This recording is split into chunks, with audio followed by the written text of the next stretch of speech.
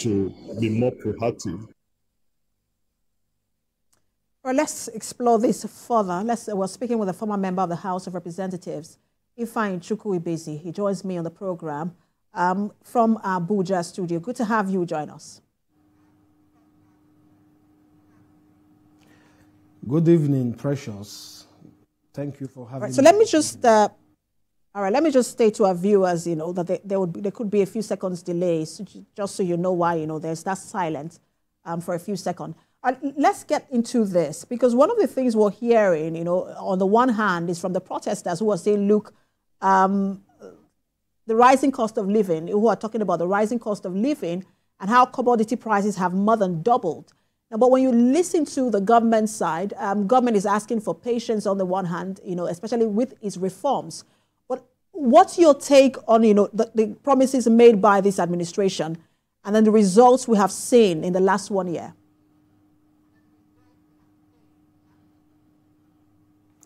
Well, first and foremost, from the inception of this administration, under the leadership of President Bola Ahmed Tinubu, this administration started with a lot of institutional reforms, which has to do with our economic recovery and also issue of food security, issue of unemployment, and unification of the dollar, and so many other economic policies of this administration. I can say that things are so rough in this country at the moment, but the president and his administration have put a lot of mechanism in place to cushion the effects of this rising cost of food across the Federation. If you recall, the president has approved the distribution of about 460 or 480 trucks of rice to all the 36 states of the Federation and other incentives that this administration have made available to so many states and also to the citizens of this country. It is very difficult at the moment, but gradually we are going to come out of this economic quagmire we find ourselves as a nation. But let's talk about this, because again, we heard the president also talking about, some of his achievements as well. He talked about the new national minimum wage. He's talked about the student loan and some of the measures that have been put in place to cushion the effect.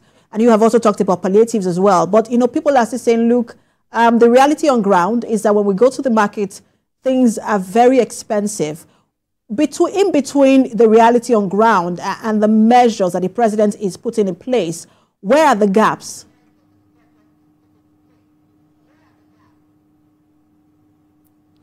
Well, the gap had been established earlier before the inception of this administration. But with this incentive put in place by this administration, especially the signing of the minimum wage bill, which was just signed, approved by the House of Representatives and the Senate, and also the student loan bill and so many other incentives. I think the gap is gradually closing up. And it's not something that will take 1 day or 1 month. It's a gradual process. And gradually we are getting there as a nation. When you say the gaps are, gradually closing up, what are the measures? Because, for a lot of people, that's not how it feels, especially when you see that, the inflation rate is going higher. When they wake up one morning and then the price of maybe rice is let's even say beans, which is now really high. And people are saying, look, it was probably, let's use the lowest figure.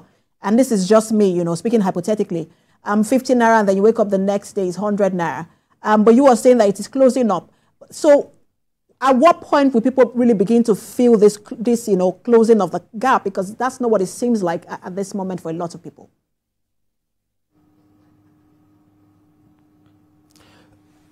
Like I said, the gap have been established, especially the rising cost of food the price of food in the market, and the rising unemployment in the country. But government have put mechanism in place, especially as it concerns the minimum wage, the student loan, and other economic policies of this administration. And the distribution of some incentive materials to some states. You know that this gap is not just something that the federal government alone can resolve. The subnational units of this country has their own role to play, the states and also the local government. And I'm very happy that the federal government have succeeded in granting, through the Supreme Court judgment, granting autonomy to the 774 local government in Nigeria. So that also is part of the promise Mr. President gave Nigerians. And today, the people can also hold accountable the local government chairman if all the local government in Nigeria is allowed to conduct local government election within the next 19 days. So these are part of the measures put in place. And I believe that the president has a wonderful vision for this country. Within the shortest time, we'll begin to feel the impact of all these economic policies of this government and institutional reforms that this government have embarked on. Let's talk about, because it's interesting you mentioned the governors. We've seen the federal government hold several meetings with ministers, governors. We've seen meetings with traditional rulers and clerics. At some point, it was the president. Initially, it was the SGF who also held those meetings. But when you look at the categories, of people in these meetings that are being held with, do they represent the voice of the people? Do they actually represent the voice of the people? There is no way you can say that the traditional institution does not represent the voice of the masses, because the traditional rulers are the custodian of our cultural heritage at the community level. The local government has a role to play, and he has consulted widely. He held a meeting with the traditional rulers yesterday at the presidential villa, and also with the governors, and also the ministers, and various stakeholders to discuss this issue of the proposed protest by the Nigerian youths. And I think with this consultation and explaining to them what his administration is doing to cushion the effect of this economic quagmire, I think the president is consulting widely and is closing up the gaps. And I asked that question because when you look at the demographic of those who are involved in this protest, I mean, one would say that maybe 50% of them, and I'm going by those who have been having the conversation on social media, you realize that they are young people. A lot of people have said perhaps representatives of youth groups, whether political, religious, traditional, and even maybe CSOs should have been involved in the president's consultation as well.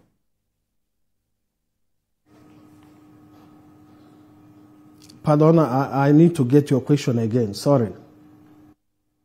You were talking about how whether it's traditional rulers or governors and clerics represent the voice of the people, and I'm saying that look, when you look at the demographic of those who are calling for this protest, they are majorly young people, and perhaps wouldn't it be appropriate and right for the president to also bring a representation or representatives of young people across the aisle, political, religious, civil society, even maybe ethnic and tribal groups as well?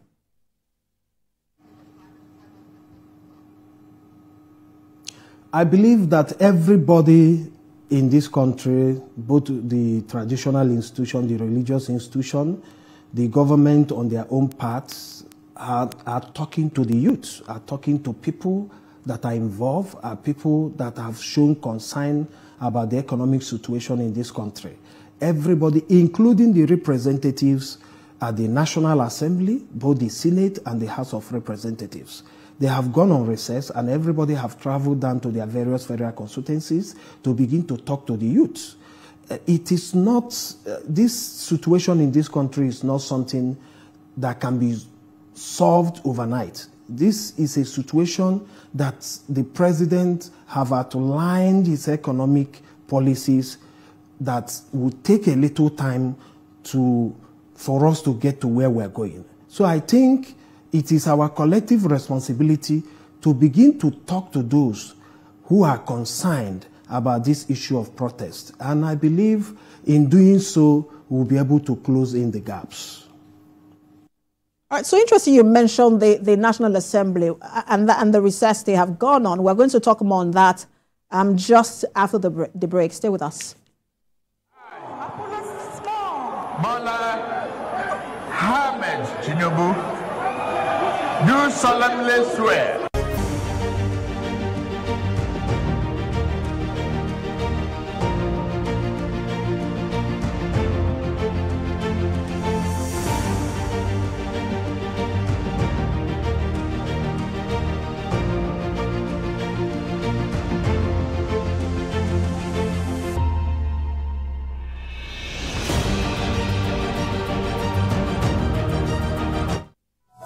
The TVC News at 7 and the TVC News at 10.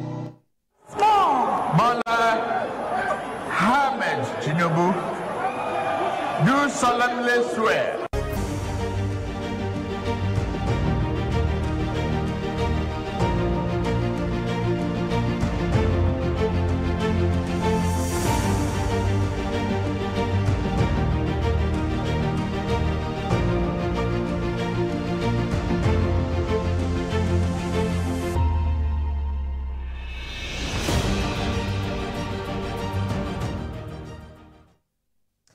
Thanks for staying with us. You're watching Beyond 100 Days. Don't forget to join the conversation on X using the hashtag Beyond 100 Days and then mention at TVC News NG. We're still speaking with a former member of the House of Representatives, Ifeanyi Chukwu Ibezi. He joins us from Abuja studio, and we're talking about the nationwide planned nationwide protest. Just before that break, Mr. Ibezi, you were talking about the National Assembly and the fact that they've gone on recess to engage their people. But a lot of people are saying, look, when it comes to representation, the National Assembly is the first point of call, not even the traditional rulers, because, they represent the constituents. That's why they are there. And perhaps this is not the right time for them to have gone, on recess when the people who they represent are agitating. And they should have stayed on while they continue to engage their people on the ground without necessarily going on recess. We're a former member of the House of Representatives. What do you make of this? The essence of going on recess is not to travel abroad. The essence of going on recess is to travel to your various constituencies and begin the process of engaging your constituents, especially on some vital issues, on some issues that borders on your representative at the National Assembly.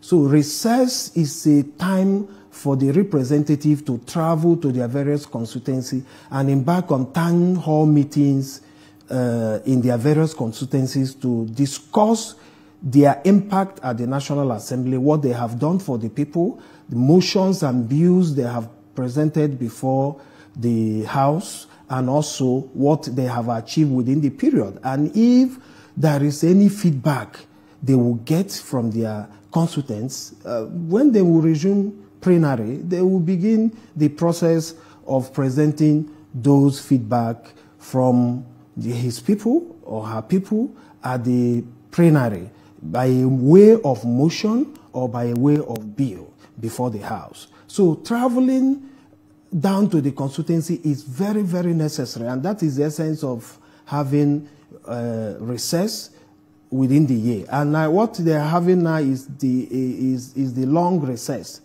which will take them up to August, the last week in August, before they will resume back. So it's enough time for them to engage their. No, there is a delay between both of us, because that's where the issue is. The planned protest is between August 1st and 10th, as the protesters, have talked about.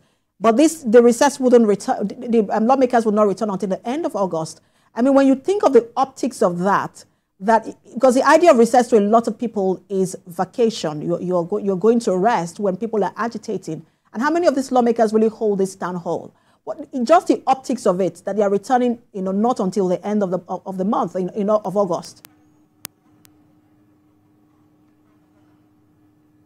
And also, I want also to inform you that the essence of going for recess doesn't mean that if there is need for an emergency resumption of the House, if there is any need for the House to recall every member of the House of Representatives of the Senate to come back for an emergency sitting, that can happen.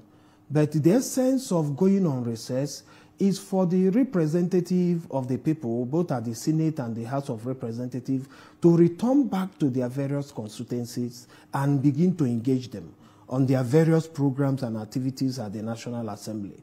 I am not in a position to say how many of the members have the opportunity to travel down to their various constituencies to begin to engage their people. When I was in the House of Representatives in 2019, I have what I called an annual town hall meeting where I engage my constituents and give them feedback on my activities at the National Assembly and get their own feedback, which will enable me to perform my legislative functions when the House resumes. And I think that is the right thing to be done.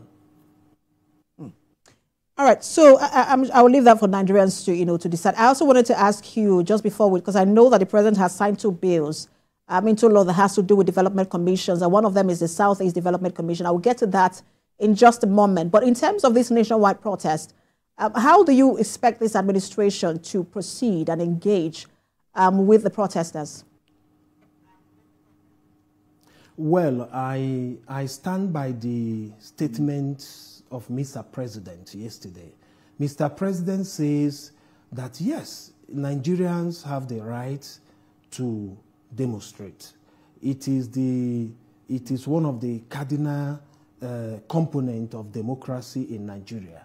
But at the same time, he also advised Nigerians not to use that opportunity, not to allow the miscreants to take the advantage of this demonstration to begin to destroy life and property of Nigerians. And I think the statement of Mr. President is where I stand, and that is the fact. So I use this medium to call on Nigerians to listen to the president. President Bola Ahmed Tinubu is a father of this nation. Recall that during the days of dictatorship in Nigeria, he embarked on a peaceful demonstration with other progressive-minded Nigerians. And there was a peaceful demonstration within that period. And they were able to have this give us this democracy that we have enjoyed for 25 years today. And I advise everybody to listen to Mr. President. Mr. President is well for this country, and I believe in him. All right.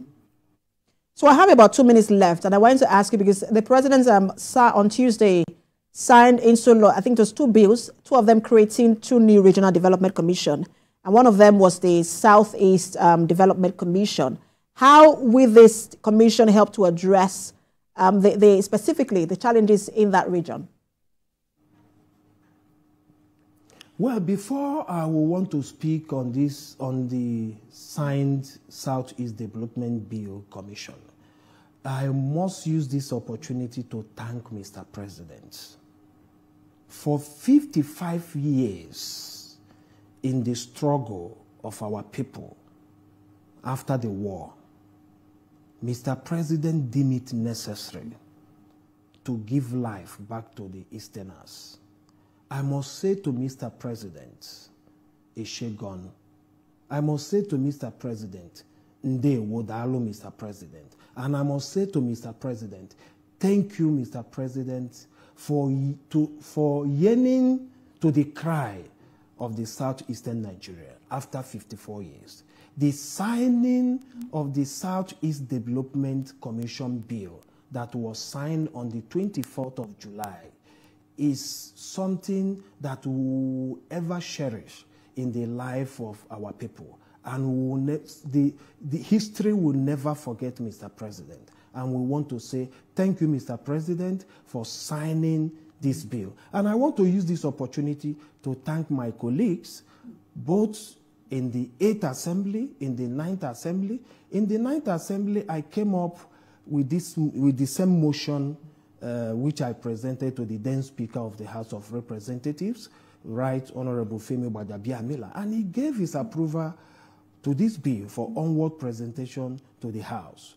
I want to thank everybody that partake in ensuring that this bill was signed, both in the Senate and in the House of Representatives. In the Senate, somebody like Senator Ifeanyi Ubah and Senator... All right, Mr. Ibeze, I'm afraid we're out of time. Assembly. All right, I'm afraid we're out of time, and we do have to leave it there. Thank you so much for your contribution and analysis. A former member of the House of Representatives, Ifeanyi Chukwu Ibeze. Thank you for your time. Thank you. All right, that's our program today. Watch a repeat broadcast at midnight and 6 a.m. tomorrow morning. I am Precious Amayo.